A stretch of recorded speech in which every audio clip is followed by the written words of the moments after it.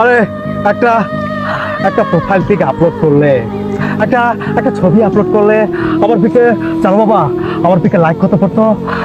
Like পড়তো 3টা থেকে 4টা, কিন্তু কিন্তু এখন লাইক পড়ে 10টা 12টা। আমার একটা পিকে, হ্যাঁ বাবা, তোমার বিশ্বাস করতে কষ্ট হলেও এটাই সত্যি, আমার একটা পিকে লাইক পড়েছে 14টা। অনেক লাইক। হ্যাঁ বাবা।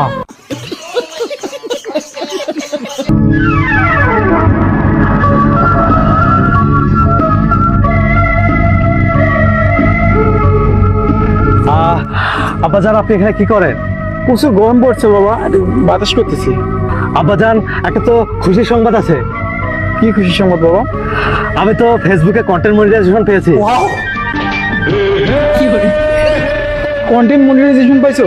হ্যাঁ বাবা, আমার পেজ এবং আইডিতে 3,500 ফলোয়ার থাকা সত্ত্বেও ফেসবুক আমাকে আমাকে দয়া করে কন্টেন্ট মনিটাইজেশন দিয়েছে। আর যেটার কারণে আমি এখন থেকে লক্ষ লক্ষ টাকা ইনকাম করব। তোমাকে আর কাজ করতে হবে না, খেতে খামারে তোমাকে আর এভাবে খাটতে হবে না, রোদে পুড়ে কষ্ট করতে হবে না। এই যে হাত পাখা দিয়ে বাতাস করছো, এটা আর করতে হবে না। এখন থেকে তুমি এসির বাতাসে ঘুমাবা। কি বলো বাবা, আমার তো বিশ্বাসই হইতেছে না তোমাকে, তোমার মতো একটা পাগলকে এরকম কন্টেন্ট মনিটাইজেশন দিলো। হ্যাঁ বাবা, তোমার এই পাগল ছেলেটাকে ফেসবুক শনাক্ত করে ফেলেছে।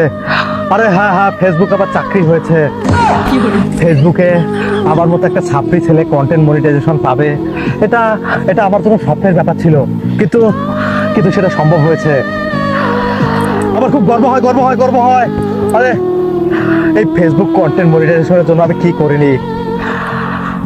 এলাকায় ভিডিও বানিয়েছি, মানুষ আমাকে পাগল বলেছে। আমি একটা ট্রাইপড নিয়ে, একটা মোবাইল নিয়ে যখন ভিডিও বানিয়েছিলাম, তখন মানুষজন দেখে বলেছে এই যে ছাত্রী পাগল, টিকটকার, এসব বলে অপমান করেছে। কিন্তু সেই অপমানের জবাব আমি ফেসবুকে কন্টেন্ট মনিটাইজেশন পাওয়ার পর এখন থেকে আমি সবাইকে দেবো।